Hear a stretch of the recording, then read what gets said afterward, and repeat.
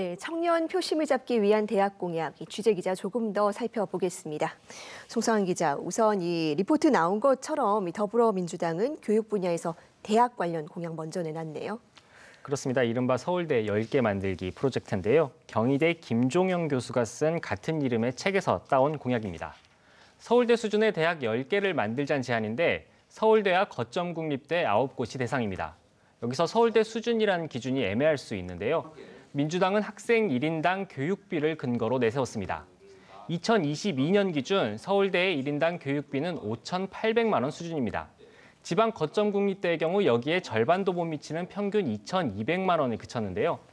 이러한 거점 국립대의 1인당 교육비를 서울대의 70% 수준, 그러니까 약 4천만 원 정도로 끌어올리겠다는 겁니다. 민주당 이재명 대표의 말 들어보겠습니다. 이게 안 그래도 어려운 지방에 그야말로 더 나쁜 악순환을 불러오는 잘못된 정부 정책이라는 생각이 듭니다. 사실은 지원금이 많은 그 대학이 많은 게 아니고 지방 대학이 지나치게 적은 거죠. 예, 서울대 70% 수준이라고 하더라도 지금 교육비에 비교하면 2배 가까운 투자가 필요한 셈이죠? 그렇습니다. 추가로 필요한 재원은 약 2조 7천억 원 정도로 추산이 되는데요. 네. 이렇게 될 경우 거점 국립대마다 약 3천억 원의 예산 활용 능력이 새로 생기게 됩니다. 민주당은 각 대학이 이 예산을 가지고 교원 확충과 시설 개선, 연구비 지원 같이 대학의 실질적인 교육력을 높이는 데 활용하게 하겠다 이렇게 밝혔습니다. 또 대학 균형 발전법을 제정해서 지역 국립대와 사립대를 지원하는 방안도 내놨습니다. 그래서 이번 공약이 대학 공약이기도 하지만 지역 살리기 공약의 성격도 있다는 분석이 나오는데요. 다만 여기에 필요한 예산을 어디서 가져올 것이냐 이 문제에 대해서는 명확한 답을 내놓지는 못했습니다. 네, 반면에 정부 여당은 국가장학금 활용한 정책을 준비하고 있죠. 네, 현재 국가장학금은 대학생 한 명이 소득에 따라서 연간 350만 원에서 대학 등록금 전액을 지원받고 있습니다. 여기에 들어가는 예산이 한 해 약 2조 6천억 원이라고 하는데요. 이런 국가장학금 수혜 학생은 전체 재학생 203만 명 가운데 100만 명, 절반에 약간 못 미치는 수준입니다. 이 대상을 80%까지 늘리는 방안을 정부와 여당이 고민하고 있습니다.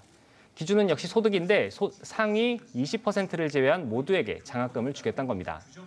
이 같은 논의는 이미 지난달 고위당정협의회에서 국민의힘이 건의해 논의가 진행 중인 상황인데요. 정부는 유력하게 논의하고는 있지만 결정된 것은 없다는 입장입니다. 역시 재원이 문제인데요.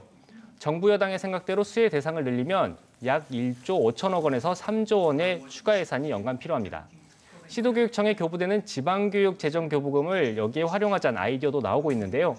세수펑크의 교부금 규모도 줄어들 전망이고 유보통합의 늘봄학교, 고등교육 지원까지 교부금이 필요한 곳도 갈수록 늘고 있습니다.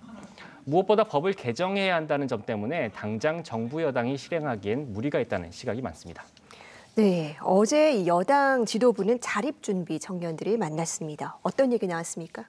네, 한동훈 국민의힘 비대위원장은 어제 서울의 한 자립준비 청년 공동체를 찾았는데요. 이 자리에서 한 비대위원장은 청년 자립준비학교를 설치를 약속했습니다. 청년들이 보호시설에서 나와 자립을 실질적으로 준비할 수 있도록 금융, 주거, 노동 등의 교육을 제공하는 기관이 될 것으로 보이는데요.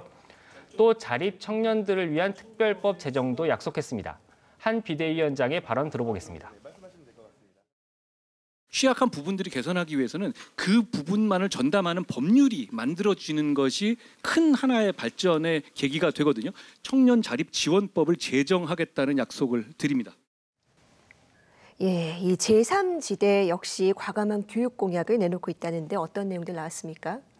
네, 녹색정의당은 지방대부터 무상교육을 추진하겠다고 약속했습니다. 총선 1호 공약이기도 한데요. 네. 지방대 무상화를 통해서 보편적 교육권을 보장하고 지역 소멸도 막겠다는 구상입니다. 개혁신당은 수학교육 국가 책임제, 이른바 수포자 방지법을 최근 공약으로 내놨습니다.